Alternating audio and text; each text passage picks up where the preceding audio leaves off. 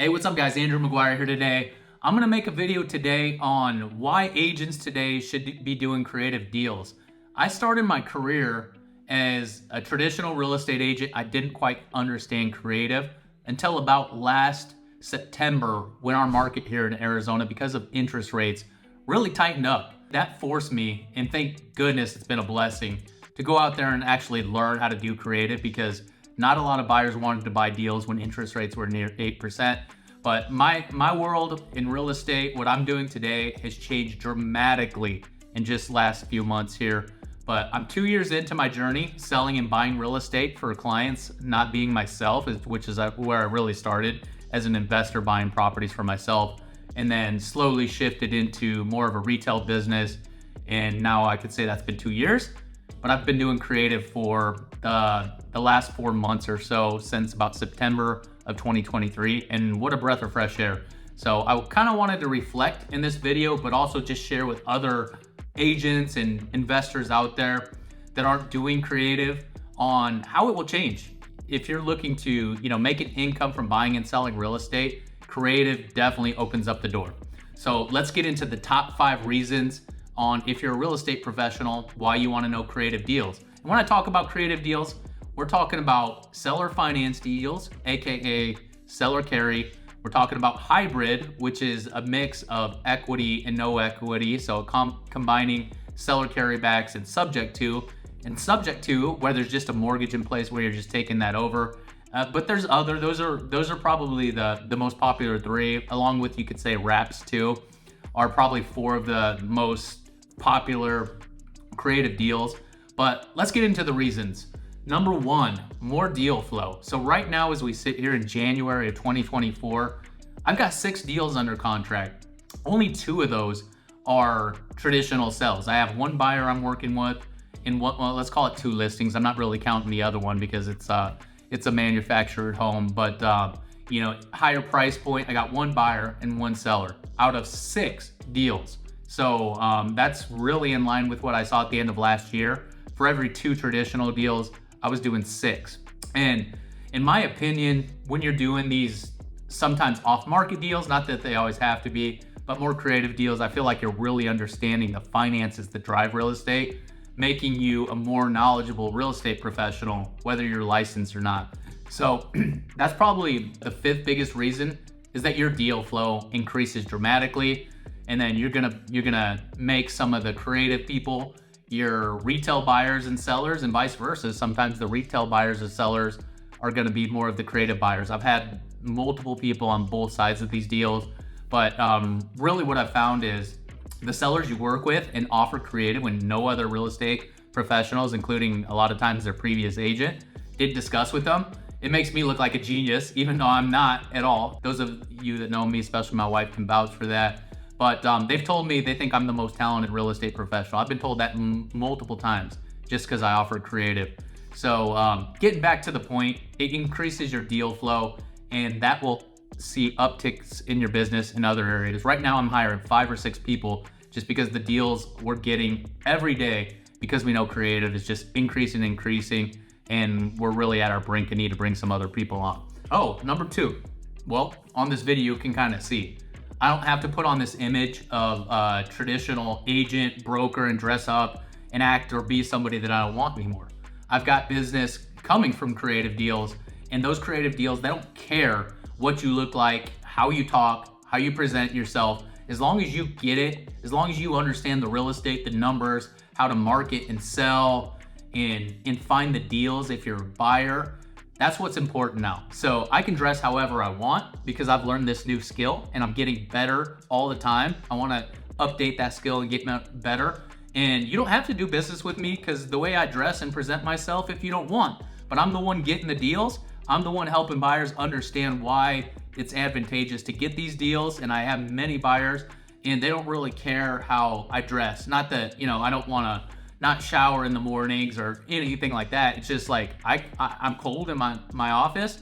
I don't have to leave today because we're doing so many creative deals and I can dress how I want. So that's pretty important to me. And I think buyers and sellers realize, like, when you're yourself, they'll know. They're not dumb. They can sense that. Like, if I'm putting on a front and dressing a different way, that maybe I'm a little uncomfortable doing that, they can tell right away. And nothing against those agents who are all polished up, dressed up. More power to you, do your thing. But for me, I prefer this. I prefer being the true Andrew. And that's the number 4 reason on the list. Number 3, flaky sellers and buyers. Oh, wow. How many listing appointments have you been to where they ghost you after? Maybe it was your presentation. Maybe there was 5 other agents and somebody was just better that day. But how long does it take to prepare for one of those meetings?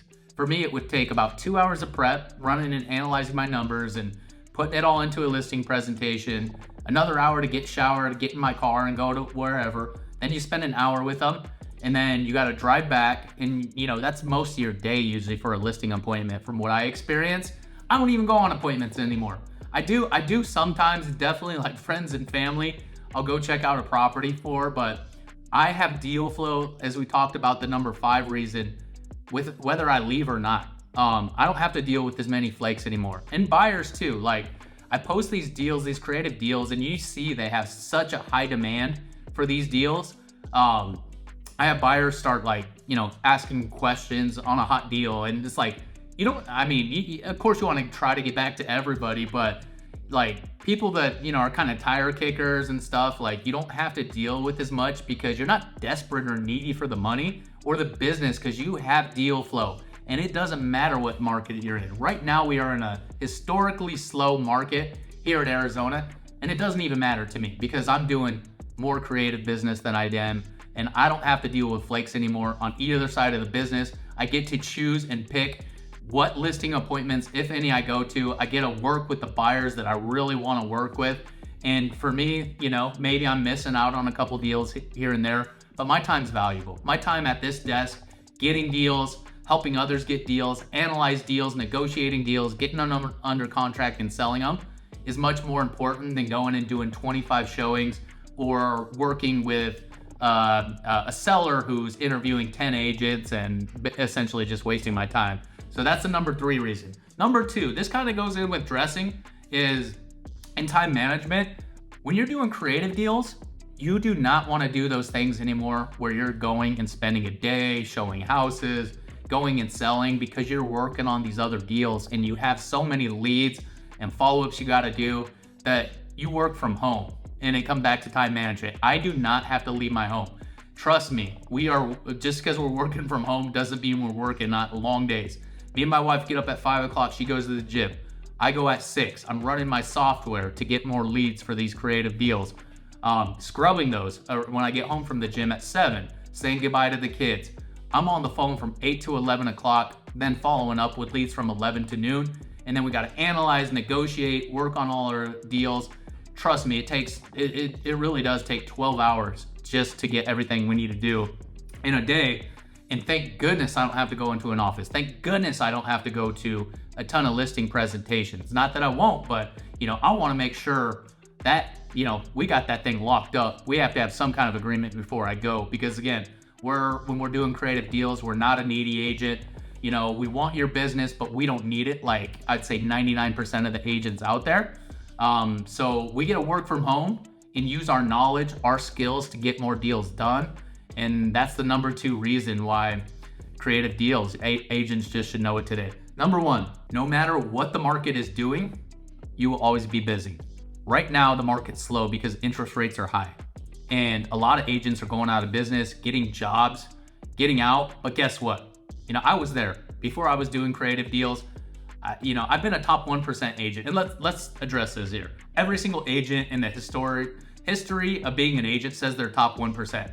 I actually have the data to show it, just because I've been blessed and worked with a ton of good buyers, and I'm a prospector. I go outbound and I find business, which leads to more business. But even me at 1% is top 1%, true 1% agent. My business dried up last summer when interest rates were just going up. They were near 8%. Plus, in Arizona, you have seasonality where a lot of buyers go away and your listings are harder to sell in the summer. That's when I'm pivoted at the end of the summer, beginning of fall, to creative. And what I realized is because the other market was slow, the traditional market, the market was absolutely on fire and booming from creative. So if your market's slow, you can do the creative. If creative ever gets slow, that means the market's good and you'll have buyers and sellers that way. So it doesn't matter, traditional or creative, always one's gonna be in high demand. Now just happens to be the time when creative, you can know that you're never gonna have to go get that job. You're never have to get out of the industry when you're doing creative, because you know whether it's traditional business or creative, you're gonna have a fat pipeline. So those are the top 5 that I came up. I know I'm missing some, because there's a lot of reasons that you want to learn creative, including these that I talked about today. I'm going to be doing a lot more videos like this that talk about not only traditional stuff, but creative stuff. And I'm also going to be sending out a lot of deals. Hope to hear from you. If you ever want to deal with me, reach out. My contact info is in the description below, and I'll be coming to you with videos like this every single week, as well as content on the Arizona market and investor content, property management content. So subscribe, like, and I'll see you on the next video.